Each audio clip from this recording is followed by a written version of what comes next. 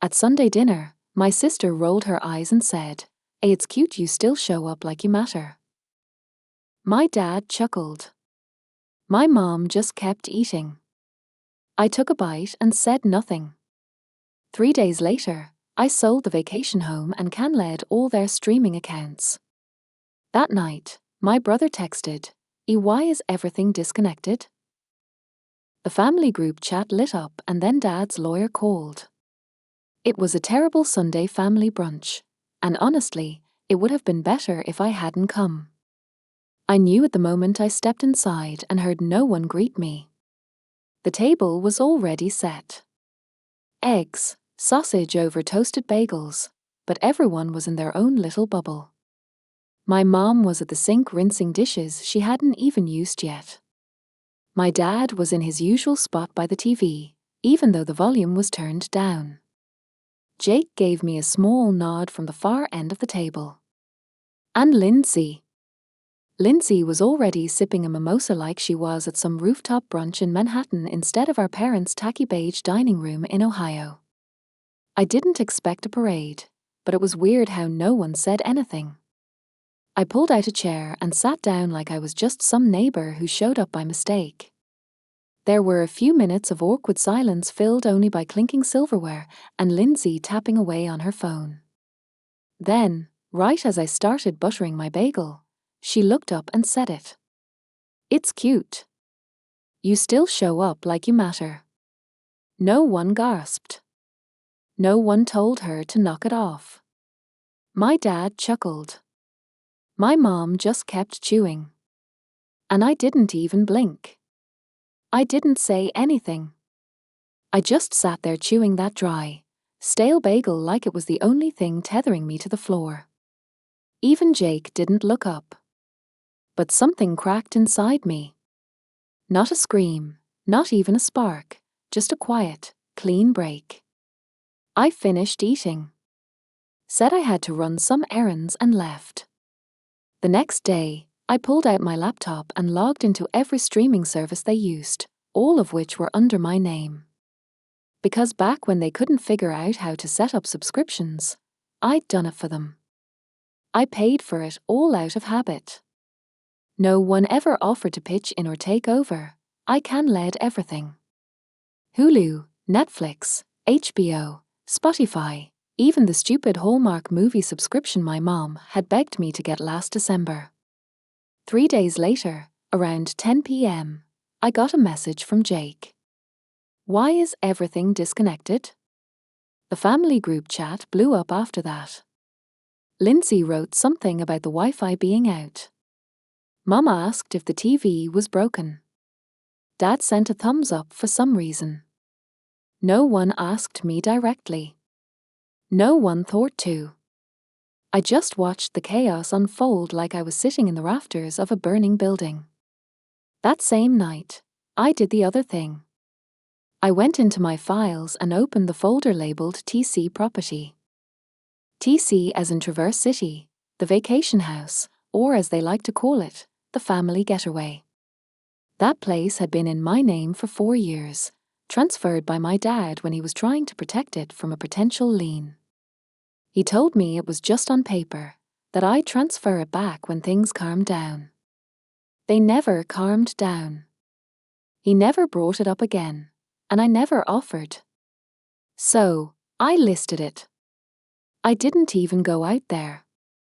Just sent the agent the photos I'd taken last summer, told her to price it to move, and by the time Friday rolled around, we had 2 full offers, 1 cash.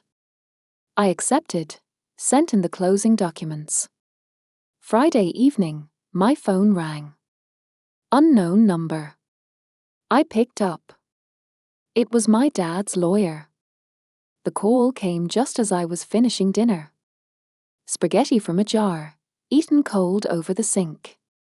I wasn't in the mood for anything and the unknown number flashing across my screen didn't help, but I answered anyway. The man introduced himself as Ronald Berenger, said he was calling on behalf of my father. He didn't ask how I was, just went straight into it. My father had recently become aware that the Traverse City property had been listed, and he was understandably distressed. He wanted to know if this was a mistake or if I had, in Ron's words, acted unilaterally. I didn't respond right away. I just let him talk. Ron said that my father believed the property was transferred temporarily, that there had been a mutual understanding it would return to him once his financial situation stabilized. He mentioned possible legal complications and serious consequences if the sale continued. I told him to check the county records. Silence, then a nervous chuckle. He asked if I had the transfer documents. I said I did. He asked if I would send them over. I told him he'd get them the same way he got everything else, through the proper legal channels. I hung up. The next day, I got an email from someone at Ron's firm. This one was more aggressive. They were formally requesting a cease in all sale-related activity pending a review of ownership. I forwarded it to the title company along with scanned copies of the deed transfer and the signed notary record from 4 years ago. I didn't bother responding to the lawyer. On Wednesday, the sale closed. The buyer was from Chicago. Cash offer, no inspection. I watched 6 figures drop into my account like I just won a bet. No one thought I had the guts to place. By Thursday night, my phone lit up again. Dad. I let it ring for times before I answered. He didn't start with hello. Didn't even try to ease into it. He just went off yelling about betrayal, about family, about how I'd taken advantage of him. He said I'd stolen from my own blood and demanded I return the money, or else he'd sue me and make sure I was wiped out. I let him finish. Then I said calmly that I'd kept every receipt, every email, every legal document, that I hadn't touched the house in 4 years, and no one had ever asked for it back. That if he wanted to take me to court, I'd be ready, and I wouldn't be paying for his lawyer this time. He hung up. That weekend, I found my car egged. Not just the windshield, the roof, the doors, the grille, yolks dripping into the vents. It stank for days. I knew it was them, probably Lindsay. This was her level of maturity. If she couldn't win, she'd throw a tantrum. I got it cleaned and moved on. Monday morning, my mailbox was jammed with shredded paper. A mess of coupons, junk ads, random scraps. It was stuffed so tight I had to dig it out by hand. No note, no signature, just chaos. Again, I didn't say anything. That Friday, I came out to find my back tire slashed. 634, not punctured, slashed, clean, cut right down the sidewall. That one cost me $170. Next week, it was the front tire. Week after that, it was the other side. Always one at a time. Always just enough to make sure I couldn't drive without fixing it, but never enough to justify insurance. I didn't call the police. I didn't confront anyone. I just replaced the tires and kept every receipt in a folder labeled petty. But I wasn't done because 2 years ago, Lindsay couldn't qualify for a car loan. Bad credit, too many late payments, and a repo in college didn't help. She begged me to co-sign. Said it was just to get her approved. She'd make every payment. I'd never have to worry. She missed the first payment. I didn't even tell her. I just paid it. And then the next and the next. I'd been paying her car loan for 24 months quietly out of guilt or habit or stupidity. I don't know. But not anymore. That Friday, I logged in and cancelled the auto pay. No warning, no message, just silence. I closed my laptop and waited for the fire. It took 3 days. 3 days after I cancelled the auto pay on Lindsay's car loan, My phone blew up. Monday morning, I had 9 missed calls, 7 voicemails, and 13 text messages, all from Lindsay. She never calls. She texts when she wants something, sends voice notes when she's ranting, and passive-aggressive gifts when she's trying to make a point. But this time, she called repeatedly. I didn't answer. The text started short. Hey, did the loan auto pay get stuck? Then came the real ones. My car payment just bounced and I got a late notice. WTF is going on? I swear if you're pulling some kind of power move, Lisa, this is actually serious. I drive to work, then silence. About 2 hours of it. 11:32 a.m. The family group chat lit up. Lindsay, someone's playing games with my account. My car loan didn't go through and I'm past due now. Who knows anything? Jake, isn't it your loan? Dad, fix it. Mom, can someone please explain why there's so much drama lately? We are not this kind of family.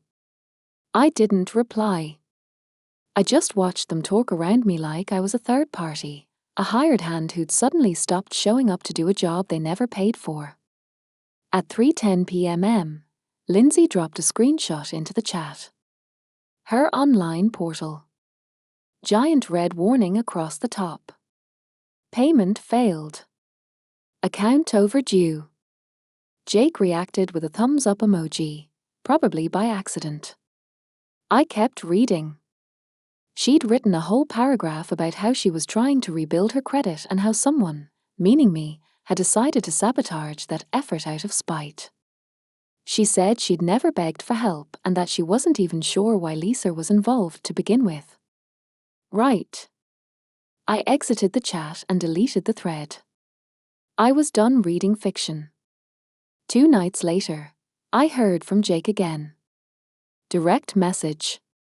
He didn't ask what happened. He already knew.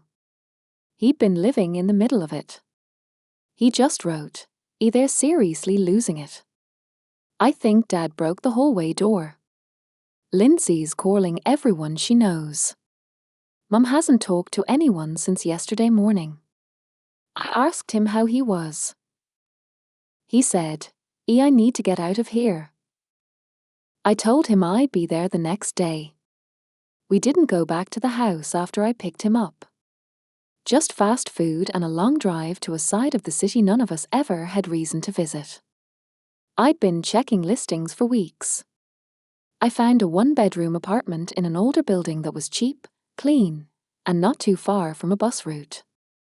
Rent was $600, flat. Utilities not included, but manageable. I didn't tell him about it until we pulled into the parking lot. He thought we were just killing time. I handed him the keys and told him to go check it out. He stood there for a long time in the middle of that empty living room, hands in his hoodie, just blinking.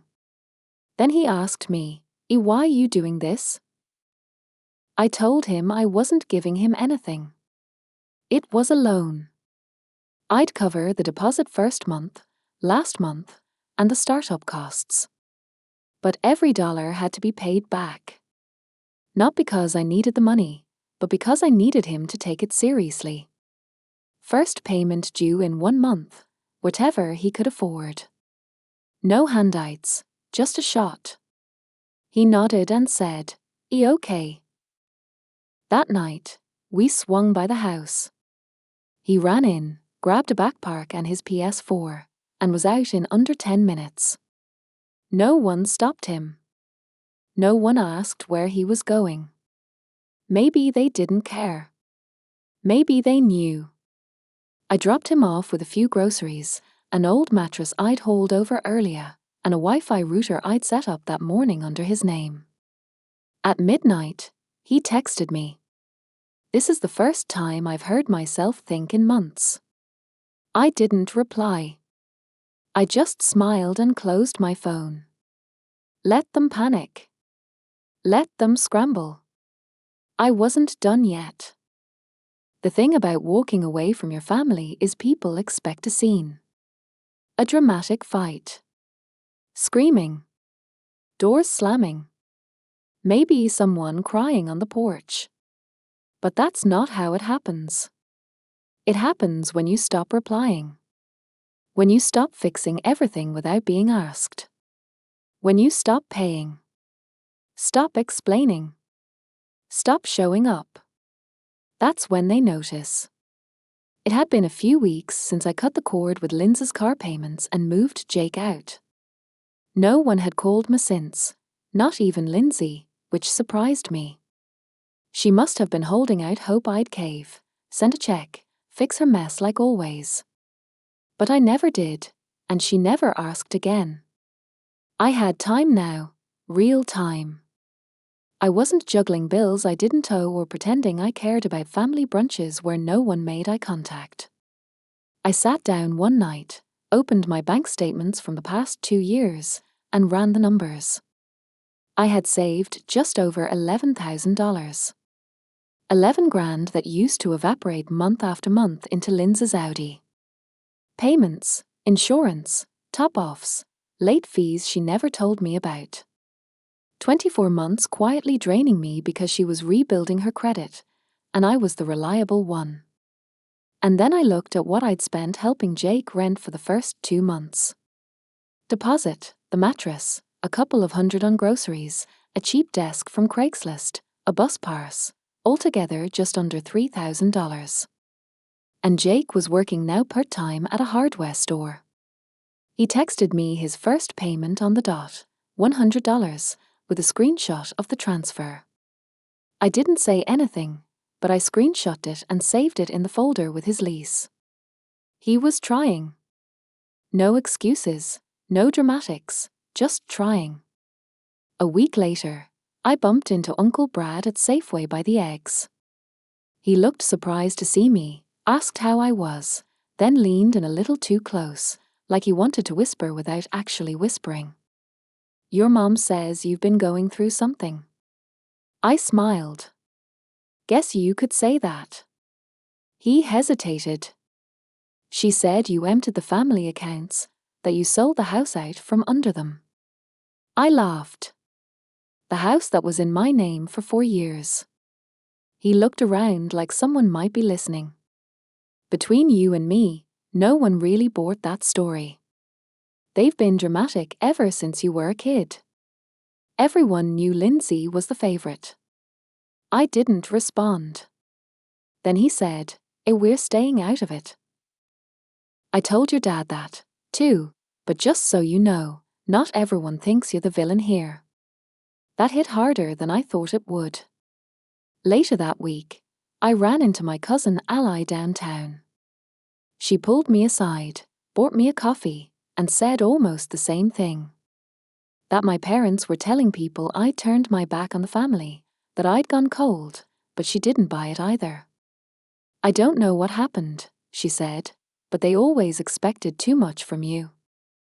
Apparently, the extended family was split into 2 camps. Those who politely stayed quiet, and those who had quietly been rooting for me all along. None of them wanted to say it to my parents' faces. They were still family, after all. But more than one relative told me the same thing in different ways. We get it. We just don't want to be in the middle, which was fine. I didn't need them to pick sides. I just needed them to stop pretending my parents were saints. And Lindsay, she stopped posting her little cryptic stories online after she got a notice that her car would be repossessed unless she caught up on payments. I didn't say anything. I didn't warn her. I just let the system do what it does. Meanwhile, Jake texted me about a second interview. He was thinking about enrolling in night classes next semester. Said he didn't want to stay in retail forever. I told him if he kept paying the rent, I'd help him with tuition when the time came. But same deal. Every dollar was a loan earned, not gifted. And for the first time, it felt like I wasn't the family ATM. I wasn't the safety net for people who never once returned the favor. They wanted to pretend I didn't matter. Fine. Now they could live with the reality where I actually didn't. A month after I moved Jake into the apartment, I got a letter. Not an email, not a text, an actual letter folded into a torn envelope with a shaky return address. No stamp. It had been hand-delivered. It was from my mom. She didn't write much, just said she hoped I was okay, that she missed how things used to be, that Dad was still very upset, and Lindsay was dealing with a lot. Then at the bottom, like an afterthought, she wrote, "Please don't hurt the family anymore." That line stuck with me for hours. Please don't hurt the family anymore.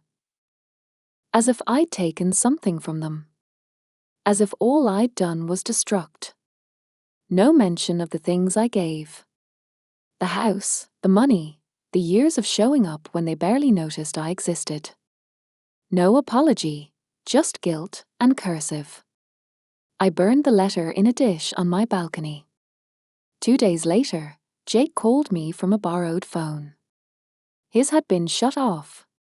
His mom had finally cut him out of the family plan. I told him to keep the borrowed one for now. He said thanks, but he'd be fine. He'd get a prepaid and figure it out.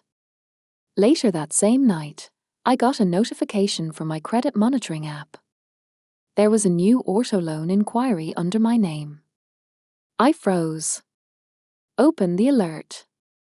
It was from a dealership in the next town over. Someone had tried to apply for financing using my social security number.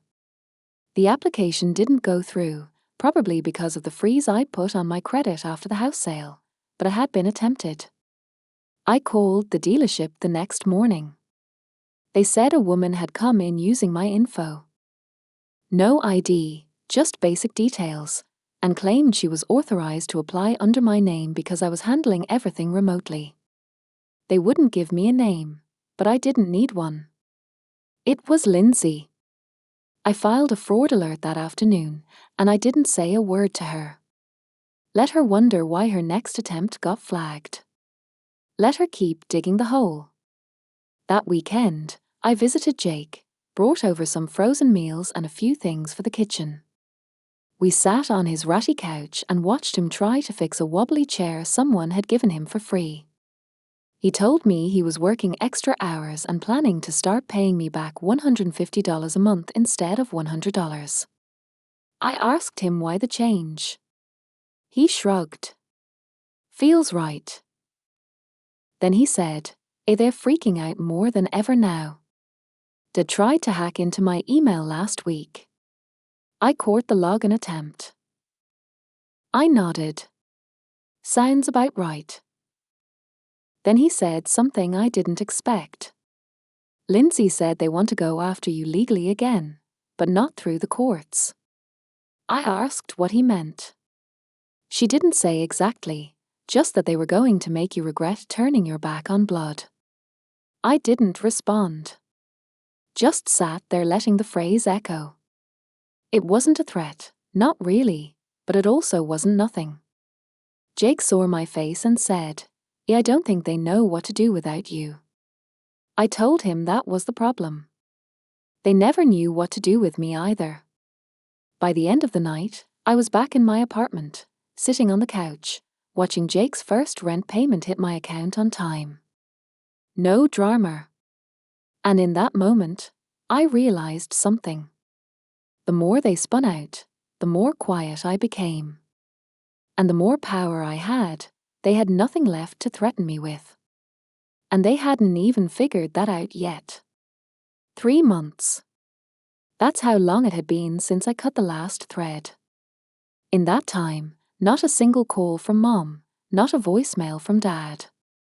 Lindsay hadn't tried to reach out either, though. I found out through Jake that she tried using my info again to open a store credit card. That one was shut down before it even got reviewed. I reported it like last time and moved on. It wasn't even surprising anymore. Jake was still in that tiny apartment, still working 2 jobs, still sending payments every month, small ones, sometimes just $80, but always on time, and always with a note that said, still trying. That meant more to me than anything I ever got from the rest of them. He called me one night after work, said he wanted to take a certification course for HVAC night classes, said he'd looked up tuition, and it wasn't terrible, but he couldn't cover all of it right away. He didn't ask for help, just said it out loud, like he wanted to see how it felt. I told him what I always told him. If he kept up his payments, stayed consistent, I'd cover it as a loan, every dollar tracked. Nothing free, he said. That's fair. Erin changed the subject. That night, I opened the folder on my desktop labeled Family Fallout. I hadn't touched it in weeks, but I wanted to see the numbers again. I went through every payment I'd stopped, every subscription I'd canceled, every loan I'd killed. I tallied what I'd saved.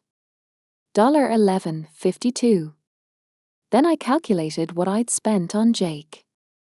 Apartment deposit, rent, furniture, groceries, cell phone when his got cut, $3,135 total. That left me with $7,917 I would have never seen if I'd kept playing the role they cast me in. I hadn't spoken to my parents. They hadn't tried. Jake told me things at the house had gotten strange. Lindsay moved back in temporarily. Dad started locking his office door. Mum took down all the family photos that included me.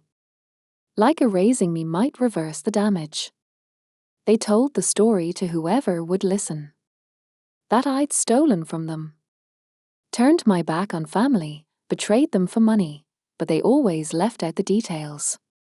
The years I paid for everything without asking for credit. The vacation home they signed over to me because they didn't want to deal with taxes. The fact that they laughed while my sister humiliated me at brunch. People noticed those omissions. I saw Uncle Brad again at a gas station.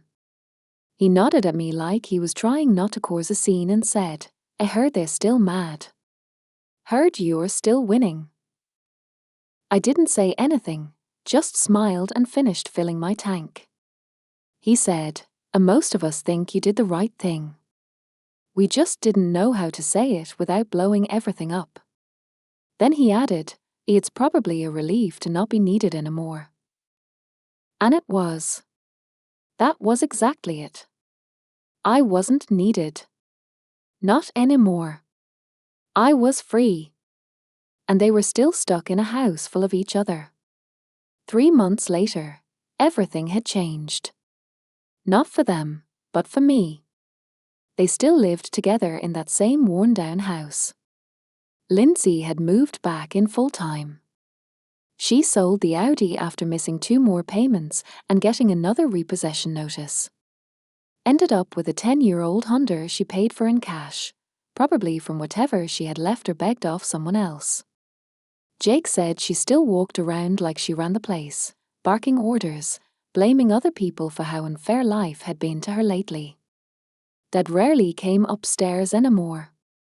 Spent most of his days in the basement, glued to his recliner with a remote in one hand and a beer in the other. Jake stopped going down there entirely. Said it was like walking into a museum of disappointment. Full of silence, low muttering, and resentment, he didn't even try to hide anymore. Mum had started rearranging the house again, moving furniture around, relabeling things in the kitchen, organizing drawers no one used. That was always her move when things spiraled. Pretend to be in control of the small stuff while the big stuff fell apart quietly in the background. They never reached out. Not once. No apology, no message, not even an insult in the group chat. It was like they had finally accepted I wasn't coming back. Jake was the only one still tethered. And even that was loose. He visited once every few weeks, usually when Mom texted him about something important, which was always something like an old box of clothes or a random bill she couldn't figure out. He never stayed long. Jake was doing better than I expected. Still working both jobs, still paying me back every month, even upped it to $200 recently. He started bringing groceries to his apartment and cooking instead of eating out. He even sent me a photo of the HVAC course certificate catalogue, circled the one he was aiming for. He was becoming his own person slowly, stubbornly, but definitely. And me, I was free. No more last-minute payments, no middle-of-the-night phone calls, no Sunday guilt, no pretending to care about people who never once cared if I was okay. My phone only rang when someone I chose to talk to needed me. My bank account stayed full. My apartment was quiet. My life was mine. I hadn't forgiven them. I hadn't forgotten what they did. But I no longer needed them to understand it. I didn't need closure. I had distance. I had proof. I had peace.